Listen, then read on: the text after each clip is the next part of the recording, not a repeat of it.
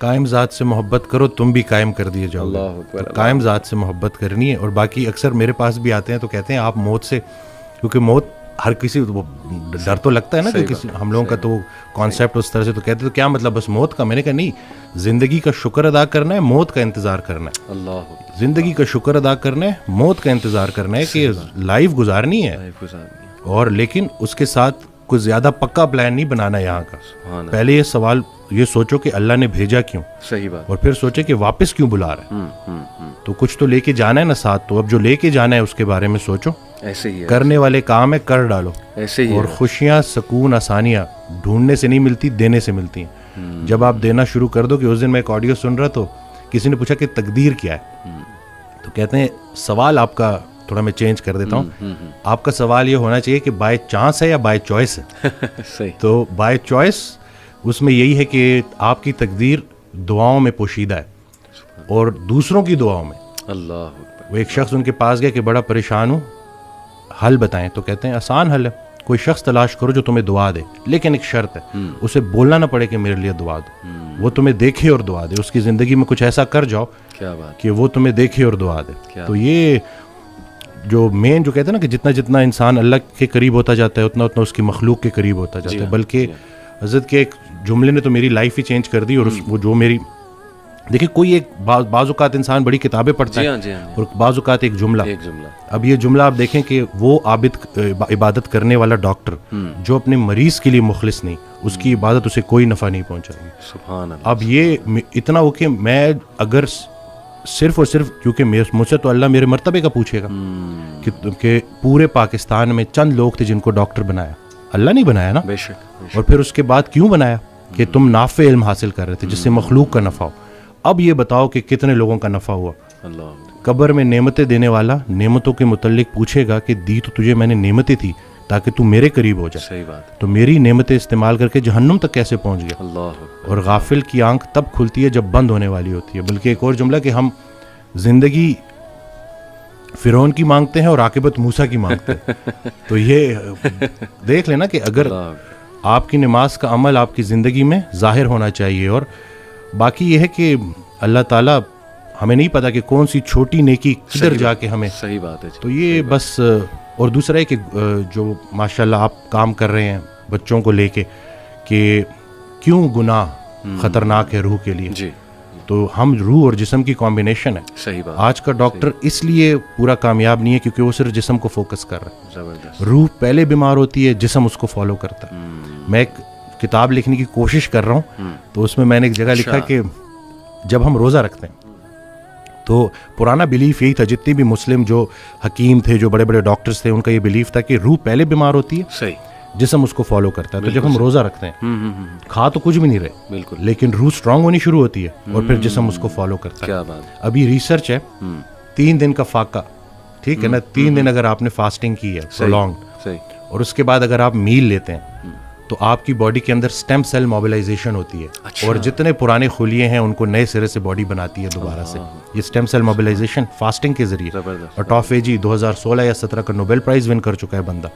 तो कुछ भी नया नहीं है, बस वही पुरानी के जितना खुराक जरूरी है उससे खुराक से दूर रहना जरूरी है। और ख्याल भी एक खुराक है, सिर्फ रिस्क खाना पीना तो नहीं है। तो अब आप देखें कि आप अपने आप को किन ख्यालात से फीड कर रहे हैं। मनफी मनफी मनफी, वो थॉट्स बिकम थिंग्स। ये जब आपकी सोच इतनी नेगेटिव हो जाए ना तो फिर वो जिस्मानी शक्ल इख्तियार करती है। और गुनाहों के असरार डॉक्टर साहब, इस पे तो जितनी बात की जाए कम है।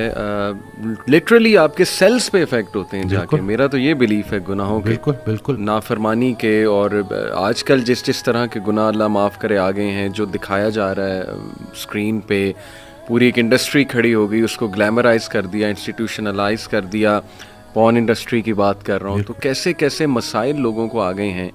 तो ये इट ऑल प्रूव्स के रूह पे इफेक्ट होता है तो जिस्म पे इफेक्ट मेरे होता पास है। बच्चे आते हैं तो अच्छा हुआ कि आपने ये बात कर दी। मेरे पास बच्चे आते हैं तो मैं हैरान हुआ कि वो इसको समहाउ जस्टिफाई कर रहे होते हैं। अच्छा। कि जैसे कहीं कोई मतलब खातून तो नहीं है ना, या हम किसी को नुकसान तो नहीं पहुंचा रहे, तो उनको समझाना है कि अब आंखों को जो है नज़ारों का रिस्क देना है जो अल्लाह के करीब करें। ये जो इतनी कायनात अल्लाह ने बनाई है, ये हमारे लिए बनाई है, हमारी आंखों के लिए बनाई, और हम सबको छोड़ के किधर फोकस कर रहे हैं। और ख्याल पहले गलत होता है, अमल उसके बाद। तो आपका देखें कोई एक लम्हा ऐसे नहीं है कि नेकी बंद हो जाए, कोई एक लम्हा ऐसे नहीं है कि गुनाह बंद हो जाए।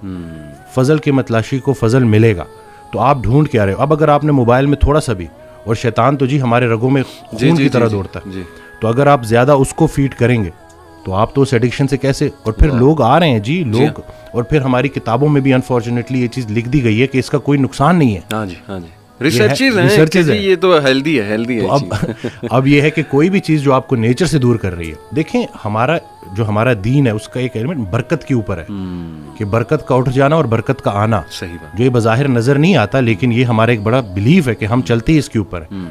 तो ये अब आजकल के बच्चों को ये समझाना कि भाई इस चीज़ से निकलना और थोड़ा सा पॉजिटिव यानी स्पोर्ट्स की तरफ आओ।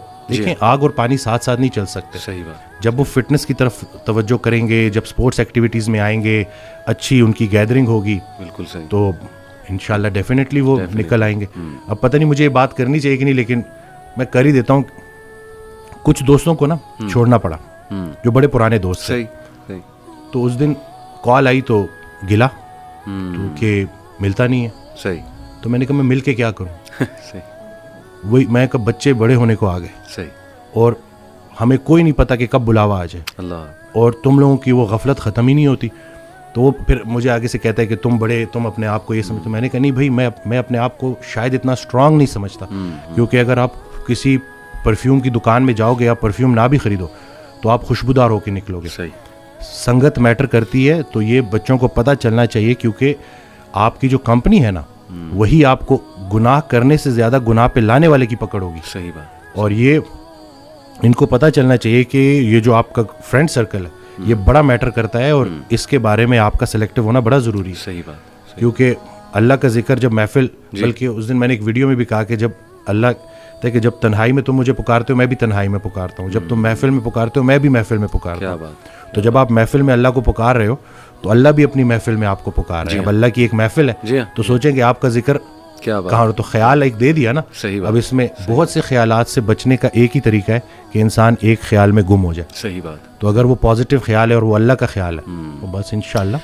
और मैं समझता हूँ कि जब आप अल्लाह से राब्ता शुरू करते हैं ना, तो अल्लाह ताला सिग्नल्स भेजता है। आपने अपनी लाइफ में भी देखा होगा, अक्सर इंसान को ना अल्लाह ताला इर्द गिर्द से दिखा रहा होता है कि देख मैं तुझे निकाल रहा हूँ उस गंद से, उस माहौल से, और लोग भेज रहा हूँ तेरी तरफ। जो कुछ ऐसे जुमले कहते हैं जो अल्लाह से मोहब्बत पर मबनी जुमले होते हैं, ये असल में अल्लाह सुब्हान व तआला is talking to you through those people. मेरा ये ईमान है। कोई वीडियो आपके सामने आ जाती है, कोई लेक्चर खुल जाता है आपके सामने, कोई मैसेज आ जाता है, ठीक है ना, आप इंस्टा देख रहे होते हैं, अचानक एक पोस्ट सबर पे आ जाती है, कुछ और आ जाता है। ये अल्लाह की तरफ से मैसेजेस होते हैं बंदे के लिए कि तू मेरी नज़रों में है, और बंदों के जरिए आते हैं।